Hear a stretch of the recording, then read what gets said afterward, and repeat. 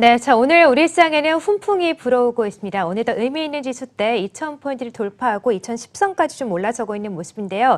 오늘은 이렇게 분위기가 좋지만 연간 기준으로 봤을 때 우리 시장 정말 많이 부진했던 것은 사실입니다. 우리를 둘러싼 대내외 변수들이 상당히 많았기 때문인데요. 앞으로 이런 변수들이 우리 시장에 어떤 영향을 미칠 것이고 남은 달 동안 우리 시장은 어떤 방향성을 가져갈 수 있게 될지 자세하게 전망을 해보도록 하겠습니다. 이베스트 투자증권의 윤지호 리서치센터장 자리하셨습니다. 안녕하세요. 안녕하십니까? 네, 반갑습니다. 오늘 아주 시장 분위기가 좋은 날에 나오셨습니다. 네. 자, 오늘 코스피, 코스닥 양시장 모두 코스피는 1% 넘게 상승 중인데 오늘은 이렇게 좀 분위기가 좋습니다만 사실 지난 여름부터 분위기가 안 좋았던 거 사실이잖아요. 연간 맞습니다. 기준으로도 타국가 대비 수익률이 굉장히 부진한데 이런 우리만의 부진한 수익률 어디에 있다고 보십니까? 뭐 이유를 찾자면 100개 낼 수 있겠죠. 네. 오늘 같은 날 그래도 2,000포인트 안착이 좀 가능성이 높아지고 있으니까 다행이고요. 아까 딱 시작할 때 뵈니까 그 페노션 실적 얘기를 하더라고요. 네. 알게 모르게 최근에 BDI도 한 2,500 넘어가고 약간 전체적인 온풍이 불고 있는 상황입니다. 근데 이제 우리가 처음 질문에 대해 답변을 드리자면 올해 사실 글로벌 주식은 나쁘지 않았어요. 그 전 세계 지수를 봐도 한 12, 13% 올랐고 선진국 주식은 특히 다 올랐죠. 그리고 교역전쟁 당사국이었던 중국도 16, 17? 뭐 제가 정확히 기억이 안 나네요. 그리고 우리가 뭐 수출이 정말 중요했다. 글로벌 무역 분쟁 때 수출이 안 된다 했을 때 대만도 한 8%대 올랐었죠. 근데 우리는 불과 저번 주까지만 해도 마이너스 국가였죠. 네. 특히 코스닥은 전 세계 최저 수준에 있었는데 결국 말씀드리고 싶은 건 뭐냐면 우리 증시하면 이제 수출 증가율에 연동된다는 말을 많이 했지만 올해 유난히 부진했던 거는 국내 요인도 매우 컸다. 그 결과로서 그렇군요. 뭐 여기서 무슨 정부 정책 이런 얘기를 드는 게 아니라 금리가 이렇게 내려오고 최근에 물가도 마이너스가고 이런 것이 네. 복합적으로 있기 때문에 결국은 이런 나라들은 어떻게 해야 되냐? 그럼 정부가 정책을 좀 공격적으로 해서 네. 금리도 낮추고 재정정책도 써서 좀 그런 힘이 받쳐져야 증시가 좀 2,000포인트 안정 때문에 힘을 받을 수 있겠죠. 네. 그러니까 그런 정책의 흐름을 이후에 참 많이 보셔야 된다는 말을 드리려고 제가 먼저 이 말씀 먼저 꺼냈습니다. 네, 그렇군요. 그러니까 대내외 요인들이 많은데 우리가 워낙에 수출 의존도가 높아서 미중 간의 무역 분쟁, 한국과 일본 간의 갈등이 불거지면서 네. 수출 의존도가 높은 국가니까 타격을 많이 받았던 건 사실이지만 네. 국내 요인으로도 저성장, 저물가, 저금리 기조가 이어지면서 이런 요인들로 국내 증시가 많이 부진했다라고 보고 계시는 그렇죠. 거군요. 그래서 또 하나는 뭐 네.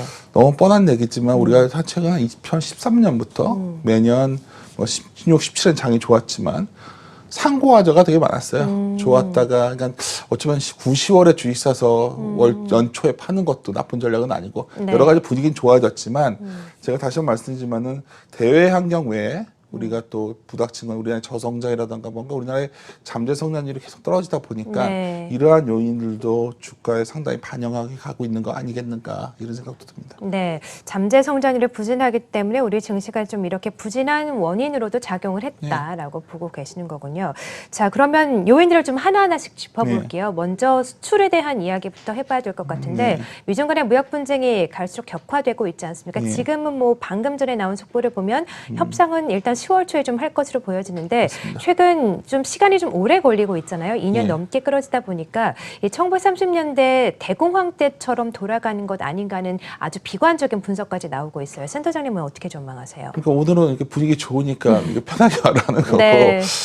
다니다 보면 많은 분들이 이제 1930년대 대표적으로 무역 분쟁이 미국과 유럽이 분쟁하면서 우리가 대공황까지 갔던 시기거든요. 그 당시에 근데 제가 이제 그때는 단언컨대 아니다 이런 말씀을 많이 드려왔어요. 네. 제가 저희 클라이언트들한테 아니라고 보시는 거예요? 아주 심플합니다. 네. 1947년에 가트 체제가 됐기 때문에 이 글로벌 경제는 그 전과 이후로 나눠집니다. 네네. 그 전엔 굉장히 관세가 높았었고요.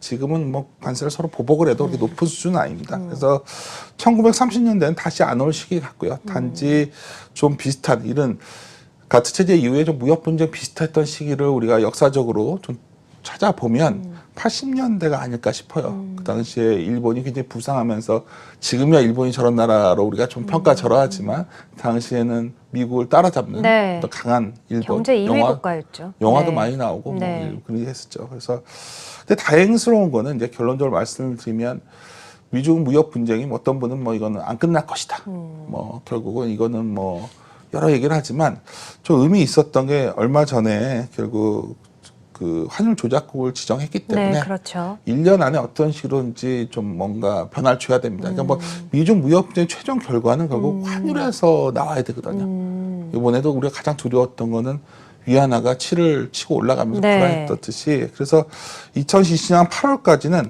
그 전에 어느 정도 좀 가닥은 잡지 않을까. 그러면 연말 연초는 그 기대가 반영되는 시기. 물론 선거 때까지 여러 가지 불확실성이 있겠지만 좀 그렇게 보고 있습니다. 네, 그러니까 환율 조작국으로 지정을 하고 1년 동안 서로 좀 절충을 찾아가야 되기 때문에 네. 그 기간에는 뭔가 좀 타협점을 찾아갈 것이다라고 보고 계시는 거군요. 네. 뭐 이게 뭐 완전한 타협까지, 뭐 지적 재산권까지는 아니겠지만 네네. 서로 격화되기에는 그리 만만치는 않다. 예, 보고 있습니다. 네, 그렇군요. 그러면 센터장님께서 생각하시는 타협점을 좀 어느 정도로 보고 계세요? 사실 일각에서는 그 일본도 말씀하셨는데 일본과 플라자 합의를 이루면서 네. 일본이 좀 경제가 많이 무너지지 않았습니까? 네. 지금 미국도 중국에 그런 정도의 좀 합의를 원하고 있다. 하지만 중국은 절대 안 된다. 이런 분석까지 나오던데 센터장님은 어느 정도가 좀 타협이 될 것이라고 뭐 보세요? 그럴 수도 있는데 네.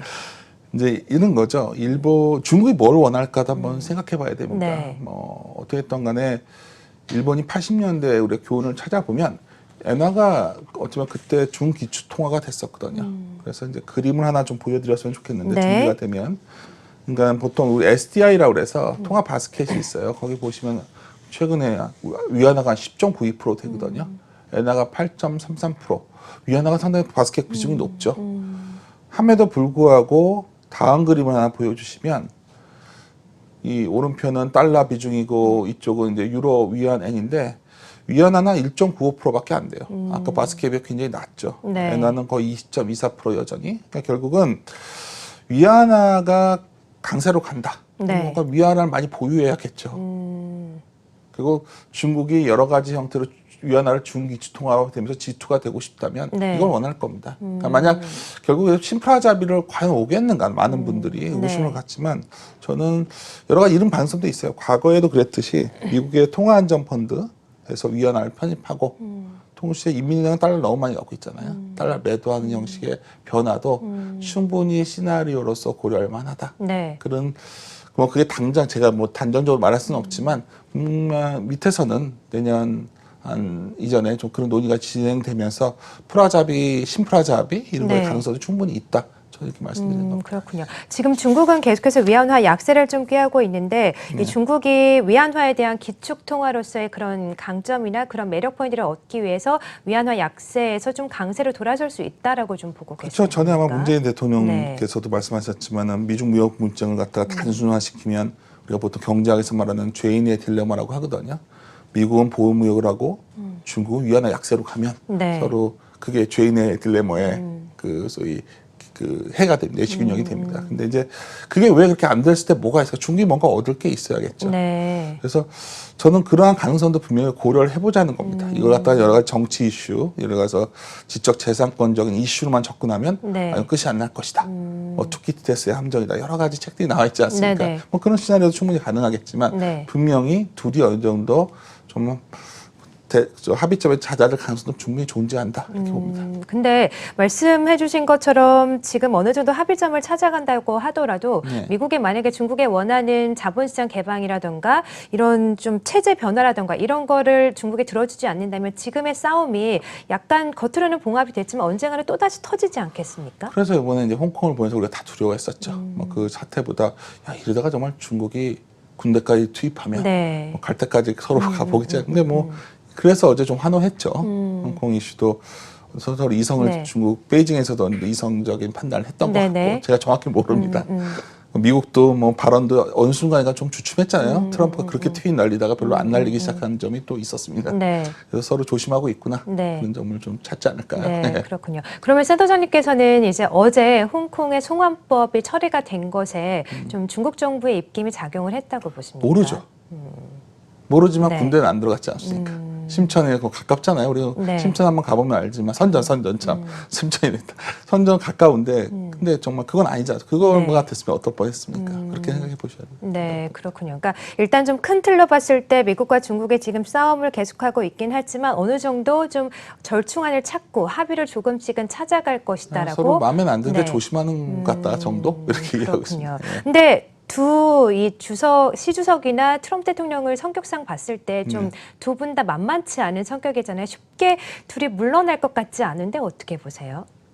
그냥 그런 사람들인데 네. 뭐 둘만 개인이 아니지 않습니까? 결국 선거라는 것도 있고 그렇죠. 여러 정치 변수가 있는데 얼마 전에 8월 12일 날 아르헨티나에서 그 좌파 그 후보가 좀 네. 우위를 받으면서 아르헨티나가 굉장히 폭락한 적이 있어요. 네. 왜 의미가 있냐면 아르헨티나가 옥수수를 많이 생산하거든요. 그렇죠. 근데 9, 10월이면 미국에서 옥수수를 수확할 계절입니다. 계속 수확철이 오죠. 근데 아시다시피 트럼프는 내년에 선거에 이겨야 될 거 아닙니까? 근데 이제 지난 선거에 이겼던 이유 중에 하나가 큰 힘이 결국 판벨트에서 상당히 다 트럼프를 지지해줬던 상황이었는데 네. 완전히 돌아섰어요. 이건 약간 방송에서 말하면 좀 농담처럼 말하지만 트럼프가 즐겨보는 채널이 폭스 TV라고 하는데 네. 거기에서조차 좋아하죠. 트럼프가 진다는 말이 나왔다는. 아, 그랬군요. 그래서 농담처럼 말씀드리지만 굉장히 선거에서 불리해진 상황이란 말입니다. 지금 지지율이 많이 낮아졌습니까? 인기가 과거보다 떨어져 진다고 나오니까요. 네. 그래서 이제 판벨트 쪽을 좀 달려야 되는 상황인데 그렇다면 이제 지난 또 5일 날 중국의 NDRC 관계자가 재밌는 말을 했어요. 그러니까 미국은 옥수수를 살 수가 없다. 상하이 관세 보복 때문에. 그런데 다른 말로 하면 서로 좀 타협점을 찾으면 니네 옥수수 사주겠다는 얘기 아니겠습니까? 또 재밌는 건 우리 9월에 미국에서 결국 관세 부과를 했죠. 1,600억 달러. 중국의 보복 관세가 딱 뭐였냐면은 농산물과 원유였어요. 그리고 12월에 예정되거나 아마 자동차 쪽이 아닐까 싶은데 굉장히 압박을 하고 있는 거죠. 트럼프 입장에서는 누가 세다가 아니라 지금 상황에서 누가 좀 불리하냐 본다면 트럼프가 당장은 불리하죠. 아, 그래요? 그렇죠. 네. 그러면 뭐 좀 대선을 앞두고 있기 때문에 불리하다고 특히 보시는 자기의 겁니까? 지지층이 있는 곳에서 네. 상당히 그 거센 어떤 반발이 나오고 있는데 네.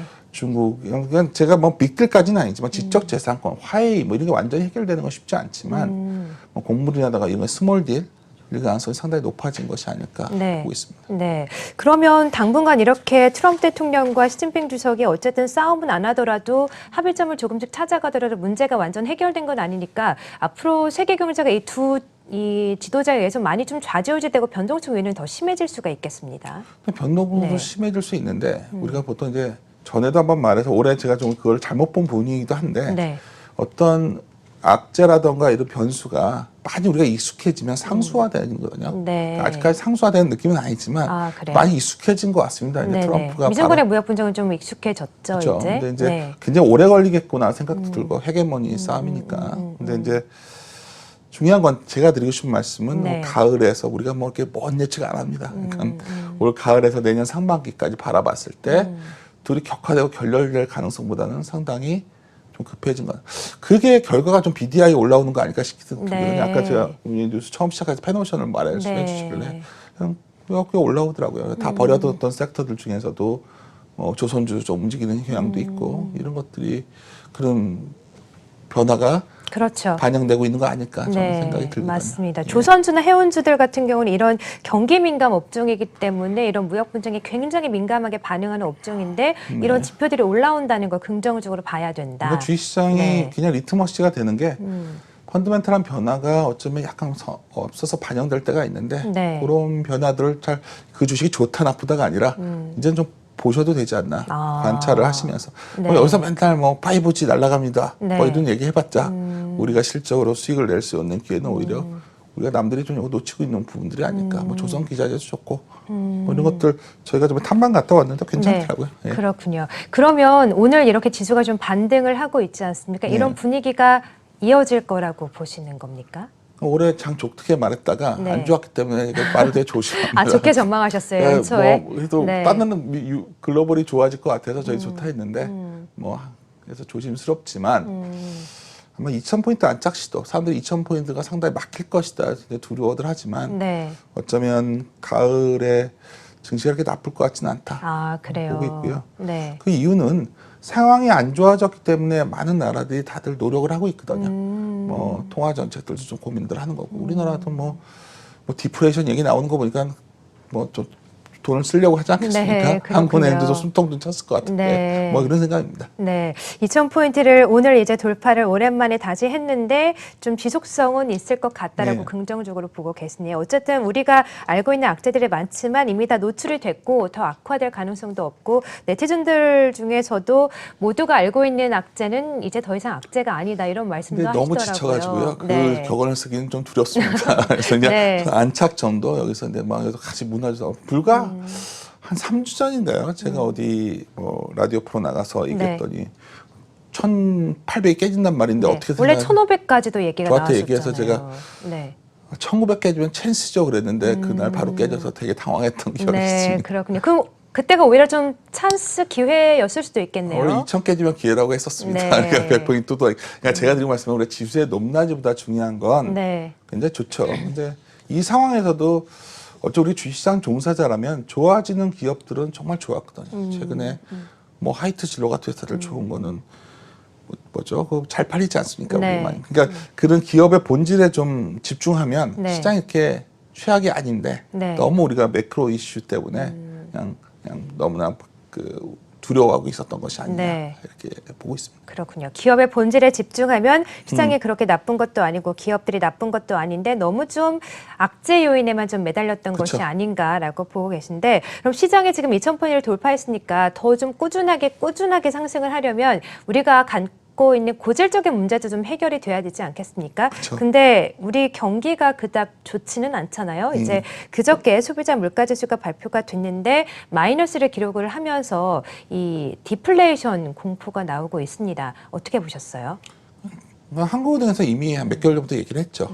여러 가지 기저 상황, 그 상황을 보면 마이너스가 몇 개월 정도 나올 것 같다 얘기를 했었고요. 네. 나온 겁니다. 근데 이제 뭐 농산물과 석유를 제외해서 보면은 0.91 그리고 뭐 식품과 에너지 제외하면 0.8이니까 뭐 이렇게 뭐 우리가 마이너스 나온 건 안 좋은 거죠. 하지만 이게 뭐 엄청 두려운 상황은 아니라는 거죠. 그러니까 디플레이션이라는 그렇군요. 거는 결국 우리가 디플레이션을 얘기할 때 가장 두려운 건 자산 가격이 같이 무너질 때 디플레이션, 네. 부동산이 네. 무너지거나 동시에 나올 때 디플레이션 공포가 두려운 거죠. 근데 그 상황은 전혀 아니라 보고 있고요. 네.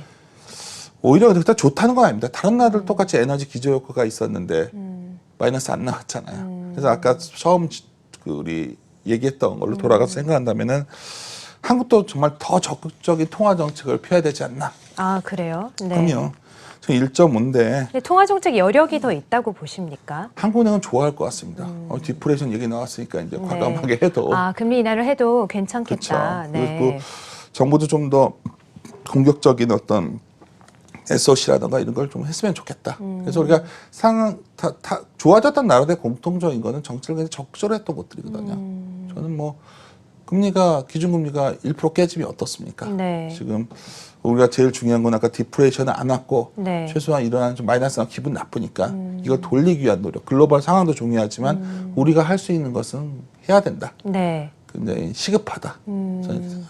그럼 센터장님은 디플레이션 가능성은 없다고 보시는 거예요? 디플레이션은 네. 실적으로 우리가 일본 90년대 그 이후 그러니까 일본 빼고는 네. 그렇게 심하게 발생한 나라는 없습니다. 그렇군요. 아무래도 우리도 그러니까 디스 네. 인플레이션과 헷갈려 하시는 것 같아요. 디스 인플레이션. 아, 지금은 디플레이션은 아니고 디스인플레이션이다. 마이너스가 나왔으면 네. 디플레이션 하려면 자산 가격이 같이 무너져야 되거든요. 주식도 폭락하고 뭐 금융위기 때 같이만 막 다 폭락을 해야 되는데 자산 가격이 그런 징후는 없지 않습니다. 네, 그렇군요. 네, 말씀을 해주신 것처럼 이렇게 경기 침체가 아직 오지 않았지만 위기감이 좀 나타나고 있어서 네. 통화 정책이나 이런 금융 완화 정책, 금리를 인하하는 정책들을 빨리 좀 써야 된다라고 말씀하셨는데 그렇다면 지금 정책 여력이 얼마 남지 않은 상황에서 침체가 오지도 않았는데 그런 정책을 써버린다면 정말로 침체가 왔을 때 어떤 정책들을 쓸 수 있을까요? 다른 나라들은 네. 제로 금리에서 다른 문제가 많지 않습니까? 물론 우리가 할 수 네. 있는 건 되게 한계가 있겠지만 지금은 이미 국채 10년이 1.1 정도인데 네. 지금 기준금리 1.5가 그렇게 뭐 저는 지금 금리 인하를 낮다고 과감하게 보지 않으시는 그쵸. 거군요. 네. 그렇죠. 더 우리가 좀 생각하셔야 되는 게 우리가 2001년 12월에 일본 국채가 1.1%대 초반 갔었거든요. 네. 결국 그때 이후에 굉장히 과감하게 침체 시기가 초입이었는데 제대로 방어를 못했었단 말이에요. 난 저희들이 그 얻은 교훈을 생각한다면 이번에 금토 8월 통방문에서도 얘기했는데 잠깐 대외 현금만 얘기하는데 네. 저는 뭐 소수 의견 중에 25pb 이나 있었지만 뭐 어차피 이게 디플레 마이너스 금리까지 나왔으니까 그래서 상승률까지 나왔으니까 좀 과감하게 해도 된다고 생각하고 있고요. 말씀을 하신 김에 좀 추가적으로 언급하자면 네. 우리가 할 수 있는 정책은 뭐 이거 외에도 재정 정책 측면에서도 좀 더 과감하게 했었어야 되지 않나 네. 이번에 그런 좀 아쉬움도 동시에 말씀드리고 싶네요. 네, 재정 정책이 좀 더 과감했어야 된다. 그래서 내년도 예산안도 500조 원이 넘는 슈퍼 초 예산안을 네. 내놓았잖아요. 이 부분은 좀 긍정적으로 보셨겠어요? 근데 예산은요 네. 매년 늘어납니다. 우리가 봐야 되는 건 네. 2019년에 예산안 증가율이 그때가 9.5였을 거예요. 그 지금 9.3인 걸로 알고 있는데 더 안 늘어났죠. 그리고 이번에도 여전히 보건복지 비용이 한 46.9%입니다. 2019년에가 한 38.8%였는데 이번에도 여전히 보건복지 쪽을 썼다는 거죠, 많이. 근데 반면에 SOC처럼 바로 경기에 영향을 주는 소위 SOC 투자는 5.5에서 4%대 4.3까지 낮아졌죠. 우리가 2013년만 해도 7%대였어요. 그러니까 여기서 이제 하나 오해하지 말아주셨으면 하는 게 그 보건복지 예산을 줄이자는 얘기가 아니죠. 네. 뭐 증액했으면 그만큼 SOC나 R&D 쪽에 과감하게 돈을 동일한 금액만큼 써도 된다는 겁니다. 많은 분들이 우리나라의 GDP 대비 정부 부채에 대해서 뭐 공공기관의 부채 합치면은 뭐 50%가 넘는다 이런 얘기하지만 하여튼 GDP 정부 부채 공식화된 거는 39%입니다. 한 50%까지 늘려도 뭔 문제가 있냐는 거죠. 지금 상황이 우리가 과거에 비해 성장률이 떨어진데 이 성장이 떨어지는 원인 중에 하나가 인구가 주는 것도 꽤 큰 거거든요. 그렇죠. 그러니까 네. 이런 우리의 전체 성장 잠재력이 떨어지는 상황에서 더 과감해져야 돌릴 수 있다는 거는 많은 나라에서 이미 확인된 검증된 방법이라는 거죠. 이건 뭐 여야 야냐 필요 없고 저는 하여튼 아까 한국은행도 적시에 맞게끔 정책을 해줬으면 좋겠고 네. 또 정부도 뭐 정부 예산하면 늘렸다고 비판할 게 아니라 뭐 복지 예산 늘렸다고 뭐라고 할까요? 복지 예산도 늘리고 더 늘려서 네. 한번 우리도 쓸 수 있는 카드는 다 써보자 조기에. 네. 이게 제 시각입니다. 제가 맞다는 아니고. 그렇군요. 이런 정책들을 조기에 모두 다 쓰는 게 좋겠다라는 입장이시군요, 그렇죠. 센터장님은. 뭐 우리가 결국 일본이 네. 뭐 지금 잘한다 못한다 여러 얘기가 있지만 네. 그래도 일본이 전 무지막지한 어떤 정책을 써서 일자리 많이 늘어나지 않습니까? 뭐 뉴스에 나오는 거 놓고 봐도 경제라는 게 제가 생각하는 경제의 가장 중요한 거는 네. 일자리가 생겨야 선순환돼서 네. 소득이 생기고 소비가 되고 투자가 된다는 생각이에요. 네. 그러면 센터장님은 이렇게 우리 경기가 지금 디플레이션은 아니고 디스인플레이션에 빠져 있다고 아니, 뭐, 보셨는데, 네. 뭐 거기서 아닌가요? 거깁니다. 뭐 네. 안 좋다. 예. 네. 그러면 말씀하신 통화정책이나 재정정책 이런 걸 다 쏟아 부으면 살아날 가능성이 있다고 보십니까? 기업도 노력을 해야죠. 근데 기업이 노력을 해야 되는데 네. 기업이 돈을 크게 못 벌어도 뭔가 좀 더 투자 혁신할 수 있게끔 네. 정부가 규제도 풀어주고 여하튼 지금 상황을 그대로 방치하면 정말로 우리가 굉장히 성장률은 당연히 떨어질 수밖에 없는 국가이고 어느 순간이 되면 걷잡을 수가 없게 될 수도 있으니까 어쩌면 지금 이게 늦은 시점도 아닐 수 있어요. 우리가 네. 어쩌면 선진국을 가기 위한 아직 MSCI 선진국 지수도 아니잖아요. 선진국이 되기 위해서 네. 이런 성장통일 수도 있다. 변화는. 보고 있습니다. 네, 그렇군요. 기업들도 좀 노력을 하고 정부도 기업들을 도와주기 위해서 뭐 세금이나 규제를 좀 완화한다거나 이런 노력들이 뭐 필요하다라고. 세금 정책 안 바뀌겠지만 네. 뭐 법인세도 좀 낮춰졌으면 좋겠고 이건 네. 증시 입장에서 근데 또 우리 입장에서는 우리 기업들은 또 수출 의존도가 높기 때문에 네. 무역 분쟁이 좀 완화돼야지 기업들의 체질이 좀 좋아지지 않겠습니까? 저희가 할수 지금 있는 게 아니지 분위기가 않습니까? 그럴까요? 무역 네. 분쟁을 저희가 트럼프한테 전화를 해서 네. 해결하시오 할 수도 그러니까 그런 없고 부분을 감안했을 때 어떤 그렇죠. 대응책들이 필요한가 해서요. 그거는 우리의 외생 변수죠. 네. 저희가 그걸 아무리 얘기한다고 해서 할 수 네. 있는 건 한계가 있는 건데 그러니까 그런 변수는 저희가 어떻게 할 수 없으니까 그렇죠. 재정 정책이나 통화 정책으로 해야 된다. 그렇죠. 네, 그렇군요. 그렇게 해서 경기가 좀 살아날 거라고 보고 계시고요. 네. 그렇게라도 해야 경기가 버티는 거지 아무것도 안 하고 있으면 뭐 외부 환경 개선되가 막연히 기다리고만 있다고 해서 네. 해결될 수는 아무것도 없죠. 네, 예. 그렇군요. 그럼 센터장님 입장에서는 지금 이렇게 정책을 쏟아 부어서 경기가 살아나고 다시 한번 증시가 살아날 가능성이 있다면 지금 우리 주식시장이 충분히 저평가되어 있는 메리트가 있다고 보십니까? 근데 싸죠. 네. 싼 거는 아무도 싼 건 모르는- 사실이죠. 그렇죠. 외국인들도 인덱스 플레이어들은 때가 되면 환 원화가 좀 강해질 때 되면 들어오고 하겠지만 제가 그림을 하나 오늘 준비해서 가져왔는데 네. 이게 우리나라의 현 상황입니다. 그러니까 첫 번째 두 그림을 같이 보여드렸으면 하는데 어떻게 할지 모르겠네요. 그림을 보여드리면 네, 지금 나가고 예, 있네요. 이제 코스피의 총자산 회전율과 우리나라 PBR이에요. PBR이 한배위가 싸다 하는데 왜 우리가 못 올라올까? 보통 PBR은 ROE의 함수라고 하는데 ROE라는 게 결국은 어떻게 해야 돼야 이제 ROE가 개선될까 한다면 옆에 총자산 회전율이 뭐냐면은 결국 매출을 총자산의 비율이죠. 그러니까 지금 분기별로 데이터가 보시면은 잘 안 보이지만 10%가 깨져 있죠.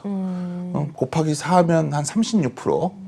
프락시로 보면 그러면 뭐 매출 그 전체 자산에 비해서 매출 회전이 한 36%밖에 안 나온다면 네. 어쩌면 저게 기업이 재무구조가 안 좋으면 좀비 기업처럼 망할 수도 있는 겁니다. 네. 저게 우리나라의 현실입니다. 우리나라가 밸런스이 싼 이유는 그냥 총자산 회전율이 급격히 줄어서 이익률 하락이 동반되고 있는 상황이죠. 그렇다면 매출이 급격히 늘 수가 없잖아요. 이제 글로벌 네, 상황이 그렇죠. 그렇다면. 네. 증시가 밸류에이션이 싼 데서 벗어나려면 ROE가 좋아져야 된다. 그럼 방법이 하나예요. 네. EPS가 좋아지거나 기업이 돈을 많이 벌거나. 근데 그건 우리가 알 수가 없잖아요. 글로벌 경기에 연동된 기업들이 많다 보니.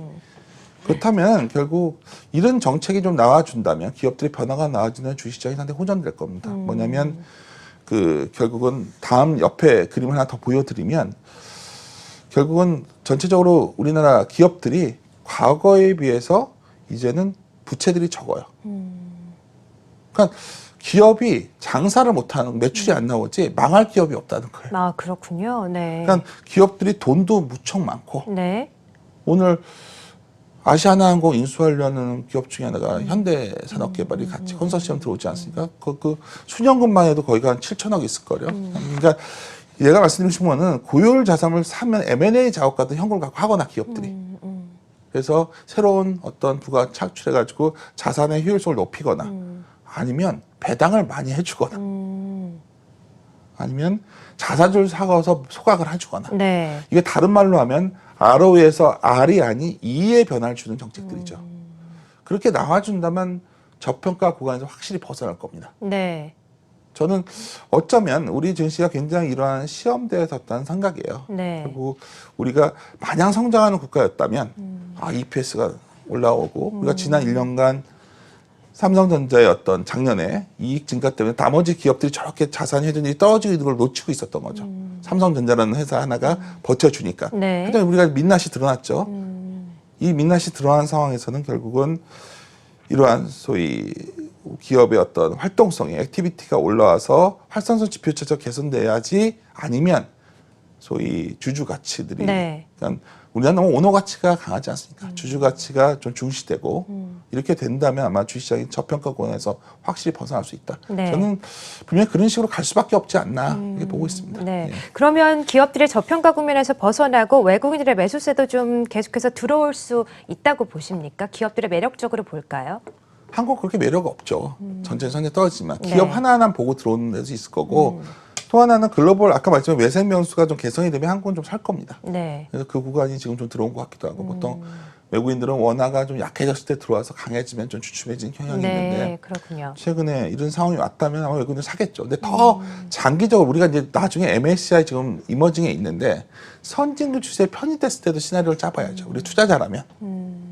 그의 평가 기준 분명히 다르집니다. 우리가 사회적 공헌도도 보고 외국의 그 선진국 펀드들은 네. 우리가 잘 아는 뭐 구찌 같은 브랜드들이 좋았던 이유도 거기 있는 거지 않습니까? 그러니까 여러 가지 그런 다른 어떤 기준이 필요한데 그중에 우리가 지금 현재 우리가 인지할 수 있는 건 네. 가장 큰 거는 아까 말했던 주주 가치가 굉장히 중요해지는 구간. 네. 그런 기업들은 재평가 받고 네. 그런 구간이 아닐까 봅니다.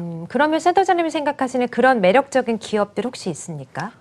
그건 안 가져왔고요. 네. 오늘은 이제 뭐 알려주실 수 없나요? 네. 알면 제가 아마 사표를 내고 투자하겠죠. 네. 그런데 이제 이게 많이 있죠. 근데 제가 뭐 여러 가지 걸 다 어느 종목이다 말할 수는 없지만 네. 그런 기업들 찾아보시면 변화하는 기업들이 많이 나옵니다. 네. 그리고 재미있는 거는 그런 기업들은 상당히 견조하고요. 아, 그래요. 예. 그래도 투자자분들을 위해서 좀 가져갈 만한 투자 아이디어 이런 걸 좀 알려주시죠. 예, 오늘 방송 네. 나온다고 그래서 제 PD를 가져왔는데 네. 처음 말씀드리고 싶은 거는 섹터 시각에서 본다면 네. 아무래도 좀 글로벌 무역 분쟁이 좀 완화되면 뭐가 그래도 좀 나아질까 하면 IT죠. IT. 그쵸. 오늘도 왜냐면- 흐름이 좋아요. 왜냐하면 그 완화되면 IT가 먼저 움직이죠. 그렇죠. 왜냐하면 반도체. 지금 글로벌 인프라라든가 여러 가지 성장을 이끌고 있는 곳이 뭐 반도체라든가 아까도 뭐 MLCC 얘기하던데 뭐 그런 것들이죠. 그래서 이제 그래서 가장 중심은 반도체입니다. 왜냐하면 AI라든가 네. 자율주행이라든가 뭐 이런 구간들이 투자가 되니까요. 두 번째 할 수 있는 건 5G입니다. 그래서 네. 많이 너무 올라서 부담스럽죠. 하지만 분명한 거는 글로벌하게 소위 우리가 아까 90년대 결국은 그런 소위 새로운 산업이 생성되고 성장산업이 왔을 때 네. 이익이 항상 우리 기대 이상으로 나올 때가 있어요. 그런 게 5G가 올해 열렸고 주가가 상당히 반영돼 왔다는 거 저희들도 꽤 좋게 말을 해왔지만 여기서 제가 이제 이런 주도주가 이런 거였다 말씀드리는 거고요. 일반 투자자분들이 접근하기 좋은 것 중에 하나가 자동차입니다. 원화가 약해졌다가 좀 강해지는 구간이고. 네. 또 하나 자동차는 완성업체 말씀하시는 거 아니면 자동차 부품업종까지 다 고루 다죠. 포함해서 말씀하시는 거예요? 완성차도 좋고요. 네. 예를 들어서 완성차 같은 경우에도 뭐 SUV 같은 거 좋아지고 것도 있지만 또 내년 유럽에서 환경 규제 같은 게 이제 강화되니까 그렇게 된다면 부품들 좋아지겠죠. 글로벌 업체 공급하는 업체들. 그러니까 이런 것들은 좋아지고 그나마 상대적으로 올해 좋아질 수 있었던 여백이 있는 것들이죠. 네. 그래서 이제 그런데 이거 왜 아까 이제 만약 오늘 시점에서 생각해 본다. 그러면 아까 좀 많이 하락해 있는 종목 중에서 네. 뭐 연말을 겨냥해서 배당도 좋고 낙폭과대되어 있는 되어 네. 있고 좀 아까 말했지만 여러 가지 사업 구조 재편도 하고 네. 배당 특히 배당 같은 게 변화를 주는 기업들은 또 선별해서 보신다면 또 그쪽도 충분히 뭐가 답은 없어요. 네. 내가 분명한 거는 좀 기준을 갖고 접근하셔야 되는데 네. 그건 충분히 주식이 내려와 있기 때문에 기회는 있답니다. 그래서 스타일 시각에서는 말씀드리면 보통 그 스타일들을 하면 최근에 주요 집행가들이 배당 스타일을 많이 집행했었어요. 네. 근데 당연한 겁니다. 원래 금리가 낮아지면 배당주가 매력이 그렇죠. 있죠. 주가가 빠지니까 배당 수익률은 올라오잖아요. 그렇죠. 네. 그래서 뭐 스타일 측면에서 한다면 연말 보통 배당 시즌 갖고 와질 때 배당 투자도 뭐 교과서적인 답변이지만 많은 분들이 생각하면 교과서적인 답변이 그래도 상대적으로 편안합니다. 네. 그래서 그런 투자도 한번 고민하시면 되지 않을까 네, 이렇게 보고 있습니다. 예. 비록 오늘은 지수가 상승을 하지만 최근 네. 우리 증시가 좀 계속해서 하락을 면치 못했고 그 때문에도 종목 장세가 펼쳐지지 않았습니까? 그래서 정부 정책 수혜주나 뭐 2차 전지, 핀테크 이런 종목들도 가는 모양새였는데 이런 업종군에 대해서는 어떻게 보세요? 그거는 한경TV에 더 전문가가 많으신 것 같아요. 네. 저희가 맨날 그 종목들 연구하고 있다면 더 자세히 말씀을 드리겠지만 그건 또 다른 스타일의 투자라는 건 여러 가지 접근 방법이 있다고 네, 봐요. 네, 저는. 네.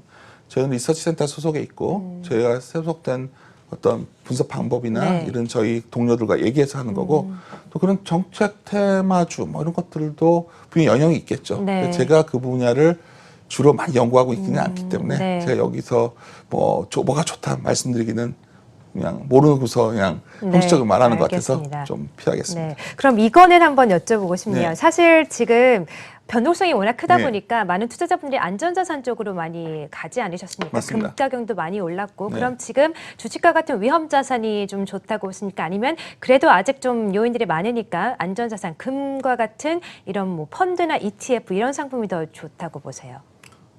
네. 그 결국 ETF나 이런 게 시장을 이끌어 왔어요. 그 ETF 버블이라는 얘기도 최근에 나오고, 근데 그 ETF라고 국하기보다 아까 지적하신 것 중에 금이라는 거를 말씀드리고 네. 싶다면 안전자산인데 이게 지금 상황이 어떠냐면 금도 되고 또 위험자산도 되는 겁니다. 그러니까 동시에 오르기도 왜냐하면 하더라고요. 불확실하기 때문입니다. 불확실성은 뭐냐면 50대 50이니까 불확실한 겁니다. 네, 그렇죠. 딱 1%씩이라도 한쪽으로 기울면 네. 49대 51은 좀 더 확실해진 거겠죠. 절대적 확실성의 세계는 없겠지만 네. 여러 가지 혼재되어 있는데 다만 이런 건 있죠. 금이 좀 많이 올랐어요. 금이 많이 맞아요. 올랐는데 내가 약간 다른 안전자산을 원한다면 은이 있었겠죠. 은은 상대가 더 올랐으니까. 또 반대편에 있는 여러 가지 위험자산들 대표적인 게 이제 구리, 석유 같은 게 있겠죠. 유가도 좀 반등 나오지 않을까요? 반대편에 있는 것. 네, 그러니까 많이 하락을 하게 이게 뭐 언제 했으니까요. 지속 가능한 자기가 네. 어떤 게 내가 뭘 노리고 있다만 정확히 아신다면 선별하는 거지. 뭐 이 방법만 있다고 말씀드릴 수 없어요. 근데 분명한 거는 센터장님의 기준은 어떠세요? 저는 지금 금은 약간 많이 올랐다 봐요. 그렇군요. 그리고 아까 이제 5G도 제가 만약에 한 달 전에 나왔다면 네. 더 세게 말했겠죠. 5G는 지금 많이 올랐다. 더 네. 올라갈 것 같습니다. 실적이 좋아지니까. 하지만 일찍부터 들어가신 분들이 좋겠죠. 얼마 전에 저희 연구원이 자료를 발간할 때도 TP를 다 올려서 냈지만 좀 그렇지 않습니까? 네. 더 가도 우리가 알 수 없는 거지 않습니까? 그렇다면 지금부터는 좀 많이 헤매고 있거나 네. 뭔가 좀 많은 악재를 반영해 온 것들 네. 그런 것들 이제 싼 것들 투자라는 게 그래도 많은 분들은 뭐 기법을 하시는 분들이야 주도주에 쫓아가라 여러 가지 계시면 저희 같은 사람들은 좀 그래도 싸져 있는 거 네. 그런 것 중에서 좀 골라보자 이런 시각이 더 강합니다. 네, 그렇군요. 그러면 이 투자자분들에게 지금 지수가 또 빠지다가 오늘 이렇게 오르니까 갈피를 못 잡고 기준을 어떻게 잡아야 될지 모르시는 투자자분들을 위해서 이렇게 좀 기준을 잡아가시고 이런 쪽으로 투자를 하시면 좋겠다라고 좀 말씀해 주시죠. 이게 네. 저희들도 갈피를 못 잡고 있기 때문에 아니, 잡아주셔야죠, 센터장님이. 그렇습니까? 네. 사실 저희들도 뭐 시장을 네. 해석하고 그 다음에 여러 가지 방법을 찾고 있지만 분명히 말씀드리신 거는 굉장히 힘든 시기를 우리가 지나고 있는데 또 터널의 끝은 좀 보이다. 많은 분들이 아까 맨 처음에 질문 중에 제가 그 1930년대는 아니라고 좀 말씀을 드렸는데 너무 비관적 전망 속에서 어쩌면 모든 것들이 다 안 좋아질 것이다. 이런 전제보다는 전에 혹시 이제 내가 보던 종목들 중에서 뭐 내가 아픈 기억이 있는 종목인데 너무 빠져 있다. 그 종목을 안 보게 되거든요. 네. 오히려 그 종목부터 다시 시작하시는 것도 아, 왜 그때 좋았던 이유가 지금도 유효한지를 찾아보시고 네. 그럼 오히려 그런 게 더 낫지 뭐 맨날 새로운 거 찾아봤자 아, 네. 좀 뭐 거기서 거기 아니겠습니까? 근데 주가는 안정된다면 아마 그런 쪽부터 변화가 생기지 않을까. 그리고 너무 개인 투자분들이 이제 뭐 라운드 넘버라고 그러죠. 뭐 2,000, 1,900, 1,800. 그거 그렇게까지 지수가 중요하지는 않습니다. 네. 그러니까 뭐 2,000포인트 넘었으니까 이제 다 왔을 거야. 난 빨리 빠져나가야지 이런 것보다 정말 아까 기른 기준에 따라서 이 종목은 지금 한 1,600 와 있는 종목도 있을 거고 너무 바이오만 보시지도 말고 좀 이렇게 보신다면 시장이 생각보다 굉장히 기업이 굉장히 많습니다. 네. 왜냐하면 대규모로 개인 부자 투자하는 분들도 아픈 겨울 갖고 좀 줄이셨고 기관들도 좀 줄여놓은 상황이기 때문에 아 이게 좀 정말 모멘텀만 있다면 다시 좀 들어가고 싶다. 이게 잘 복귀해 보시면 대박주라는 거 표현하는 거는 이미 내가 매매했던 종목 중에 많이 나옵니다. 오히려 그런 복귀하시는 게 더 낫지 않을까. 네. 아직은 충분히 시간이 있다. 네. 이렇게 판단하고 있습니다. 네, 그러니까 아직은 충분히 시간이 있고 다시 좀 전략을 짜고 싶으시다면 내가 이전에 관심을 가졌던 종목들 중에서 너무 많이 빠졌던 종목들, 좀 좋은 모멘텀이 있는 종목들이 있는지 다시 한번 살펴보고 네. 터널이 어쨌든 끝은 있다라고 그리고 긍정적으로. 에너지들이 좋다고 네. 말하다가 네. 주가가 많이 빠져가지고 에너지들이 언급이 없는 종목들이 있습니다. 네네. 그러니까 조용히 있는 거죠. 네. 자기가 말해놓고서 빠지면 네. 그런 것도 다시 좀 잘 보시면 네. 또 좀 나아지면 또 언급이 시작되고 이럽니다. 시장이라는 게 그게 뭐 단정적으로 예언자처럼 접근을 하면 네. 누군가에 기댈 수밖에 없겠지만 네, 대응의 그런 영역이니까요. 건 존재하지 않습니다. 네. 대응보다는 내가 미리 준비하는 영역이죠. 네. 준비해두고 아 이런 종목이 참 좋았었는데 그걸 준비해둔 사람 입장에서는 근데 그게 좀 말은 이렇게 나와서 말하는 그렇죠. 사람도 쉽게 말은 말하는데 쉬운데 참 어려워요. 직접 하시면 어렵죠. 네. 그래서 저희가 잘할 수 있다 드릴 말씀이 아니라 네. 지금 좀 차분하게 이거 저거 하나 복귀를 해보시면서 보시면 아 내가 이 종목이 그때 참 좋게 봤었지. 그리고 그때 리서치 어떤 굉장히 좋게들 말하던 종목인데 여기 와 있구나. 그런 거 찾아보시면 또 흥미로운 아이디어가 생기실 수 있지 않을까. 뭐 제 생각에 갑자기 질문하셔서 네. 편하게 말씀드렸습니다. 네, 예. 알겠습니다. 오늘 이 방송을 보신 분들 중에서 과거의 나의 포트폴리오를 다시 한번 돌아보시는 분들이 많으실 것 같습니다. 제가 그러더라고요. 제가 그렇군요. 똑같은 반성하는 의미에서 말씀드린 겁니다. 네, 예. 알겠습니다. 자, 오늘 여러분들께서도 많은 좀 좋은 투자 아이디어를 얻어 가셨으면 좋겠고요. 지금까지 우리 시장 앞으로 어떤 대응책들이 있고 어떤 전략을 가져가면 좋을지 이야기를 나눠봤고요. 이베스트 투자증권의 윤지호 리서치 센터장과 함께했습니다. 말씀 고맙습니다. 네.